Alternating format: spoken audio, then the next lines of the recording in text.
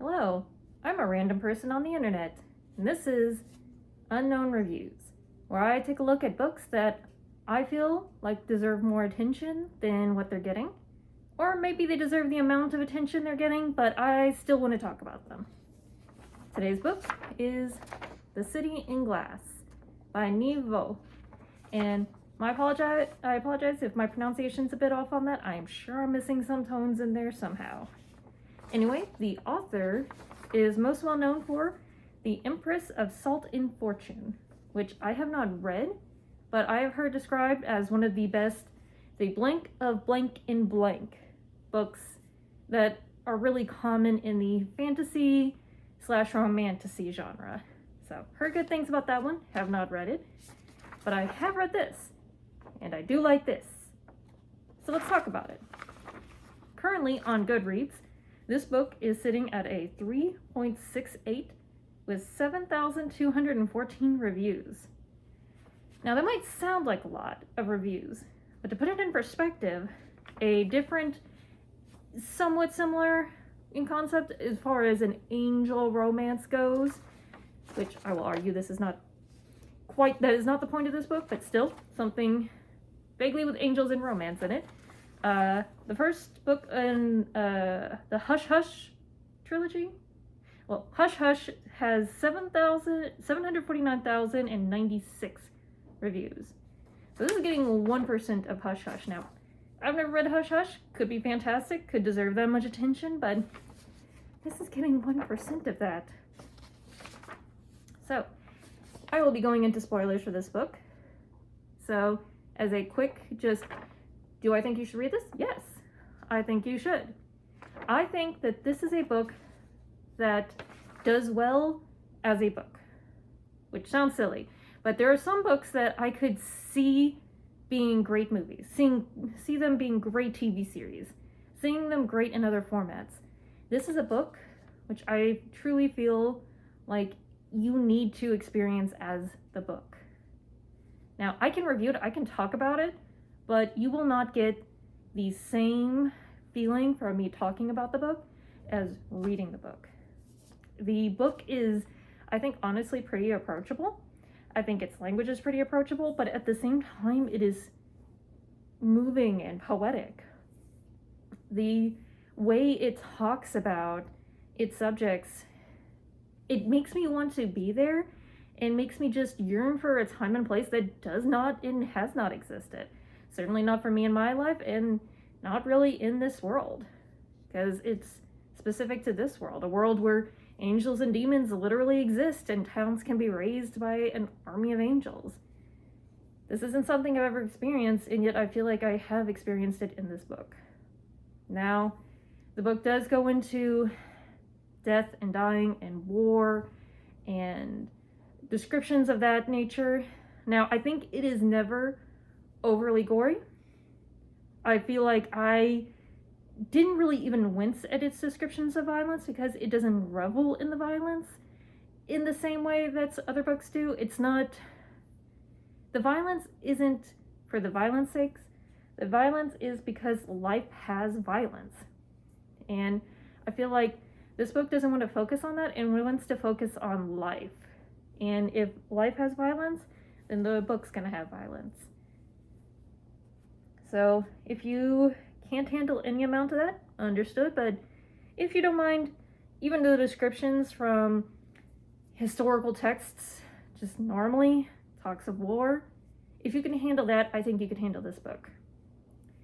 Now, I'm going to spoil the entire plot, and I bet it's going to take me less than a minute. Here we go. There's the city of Azrael that has a patron demoness, Vitrine. Vitrine loves this city with all her heart. One day, during a celebration, an army of angels comes and burns the city to the ground. Vitrine can do nothing to stop them, but does end up doing a little bit of damage to one of them, enough to infect him. Over the decades and centuries, Vitrine rebuilds her city. More people end up moving in. They rebuild it. It becomes something glorious again. All the while the angel looks on, and both does and doesn't approve of what Vitrine is doing. In time, the city becomes a big hub, a big enough hub that people want to take advantage of it. Someone wants to conquer it. The city of Azrael says no, and in a fit of desperation, the demon begs the angel to save her city, which he does, and then he turns into a building. That's the entire plot. That's not a lot. And you might even ask, well, you keep mentioning romance. Where is the romance in all of this? What is the point of the book when you just spoiled all of it? And that's sort of the point. There is so much more to this book than just its plot, than just its romance, than just anything else. This is a story of the city. It is a story of Vitrine. It's a story of her losing everything and her living with the ghosts of what she lost and her trying to rebuild, and what she rebuilds very slowly taking on a different shape, and how it's different and she hates it and she loves it and she lives with it, and it becomes her heart again. And it's so touching and moving in a way to read the story, and it feels like it means more than just the sum of its parts. For instance, the angel demon romance is there, and it is a very slow build, because the angels tore the city down to the ground. Apparently, it doesn't explain why they destroyed the city, but they did. And on some level, does anything justify that? Why would anyone want to tear down an entire city full of, yes, maybe bad people, but good people and just people? What justification do you have to burn down a city? So we never get an explanation for why it was burned down. It just was. The angels came, they burnt, and they left. And the one that remained, it feels like at first he's trying to justify it, but he doesn't explain why. And then he grows to love the new city along with Vitrine. He grows to maybe love and appreciate her, all while she seems to want to possess him more and more. It is not a human romance, and it is not focused on. So I think people keep going into the story wanting this sweeping, overarching romance, when it is more a story of rebuilding. And in the rebuilding process, this new love could form, and this new love does include the angel. Now, I feel like the story more focuses on the city and Vitrine, in both of them as characters and them as an arc of destruction and rebuilding. Vitrine is a demon.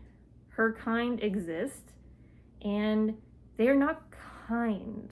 They are not necessarily evil either. They are cruel in their own way. They are possessive, and they take what they want. And they love, but they hoard what they love. For instance, Vitrine mentions one of her brothers has a family that they just keep. They just keep the family. They keep them locked up. Demons have basically a chest that they can lock things up in. The space seems to defy logic, of course. So the demon brother just, oh, I like you, I'm just going to add you to my collection. And that's just normal for them. So Vitrine doesn't love like a human. She loves possessively. She loves entirely. And what does she love? She loves her city. She loves the city of Azrael. She loves the people in him. She doesn't love them for being evil. She loves them for being clever and cunning and ambitious and extraordinary and fantastic and intelligent and innovative. She loves them for all that makes them special and unique and makes them so full of life. She seems to love the life of her city and the life of the people in her city. Even after they die, she still loves them. And for those that remain especially special to her, she writes their name in her book. She keeps in her chest. where she keeps the things she loves. She loves her city, and I guess she could put the city in her chest, but then it's separated from the world, and she seems to love the life. She loves that it's a city port and people are coming and going and traveling. She loves that it can be a haven for pirates. She loves that the people she loves can go be pirates and then come back and retire at the city steps. She loves that they trade, that they explore, that they travel, they bring stories, they bring music. She loves life, and she loves what makes life extraordinary. And so when her city burns down, it's dead again. What made her love it is gone. And the angel even tries to make it better. He, like, oh, you loved this person, and turns a bird into, like, a figure of that person. But it's not, like, the bird now looks exactly like that person, but it's not that person anymore. It's just a thing that looks like the person she loved. And she kills and eats that bird. Because that's not the point. The point isn't it looks the same. The point is the life that was behind everything. The life that drove her city and the people she loved. And the city, we spend the first half of the book with a dead city. And we are stuck with its ghosts. We have just the stories she tells us of the people who lived there, the places that were there, the things that they did. And everyone has these amazing stories. And sometimes, yes, they're horrible stories. You know, this person poisoned their entire family. This person did horrible deeds. This person stole. This person robbed. But they were interesting, and they were alive and full of life. And she brings them to life for us. And even the people that we probably shouldn't love, we can love through her. She talks of how much she loved both courtesans and courtiers and, you know, the high-ranking officials and the mad women who tell half-true prophecies who live in the cliffs. She loves them, and it is hard not to think of these people and not love them a bit yourself. In the city feels like New York and like Thailand and New Orleans and Egypt and just like Cairo in Egypt, sorry, I should be more specific. And all of these places, like Bangladesh, it feels like all these places sort of rolled into one. A lot of port cities, a lot of mixture of cultures, a lot of spices from far off and music from right here, a lot of big celebrations, big parties and festivals, and just change and upheaval and plagues and disease. Things are constantly moving, even when things are objectively bad. There's a plague that wiped out a bunch of people. There was a religious fervor that went through, and a bunch of people lost their lives too. There was an uprising. She still loves the city, even in its harshest moments, because it's alive, and it's more than just its buildings. In a way, it's even more than just its people. It's because if it was just one person, she'd love them and lose them, and that would be it. She'd have one name in her book. It's the fact that it can keep changing, keep growing, keep adapting, keep evolving. It becomes a place that I have never visited and never will visit. But it is fascinating to spend some time there, to see how it once was and how it is now. Even like fearing for it when in the last act, someone comes and says, hey, we've got an army and you're a port city. You're going to give us tribute or we're going to take you over. And the city does not like that. Any city that has a demon as its patron might not take kindly to being told that they're going to submit like that. And so the people say no. And they kill the messengers, and they try to burn their ships, and they try to hold out, but they're not strong enough. Just like Vittering wasn't strong enough all those years ago to stop the angel horde. And so they're facing destruction. And Vitrine, who keeps trying to send the angel away, she keeps wanting to hate him for what his people have done. She keeps wanting to hate him for not understanding her. She keeps wanting to hate him for keep telling her to do more, to be better, for not understanding who she is and who this city is. She calls out to him, says, please save this city, save us. And he does so, brutally and completely. He destroys all the attackers. Just as not that long ago, his people had destroyed the city. And he comes back to her and admits he did it for her, that he loves her. And so she turns him into a library. It doesn't even make a whole lot of sense in context, but I guess that also explains the romance between an angel and a demon will not look like that of a human and another human. She loves him now, and she loves him completely. And so she makes him part of her city. She turns him into a place of knowledge and respite in the book of names that she keeps in her chest, that she keeps in her heart. She leaves on his shelf. She loves him, so she makes him part of her city, and she makes him her new heart to hold what she held the most dear. It's incomprehensible and yet so sweet.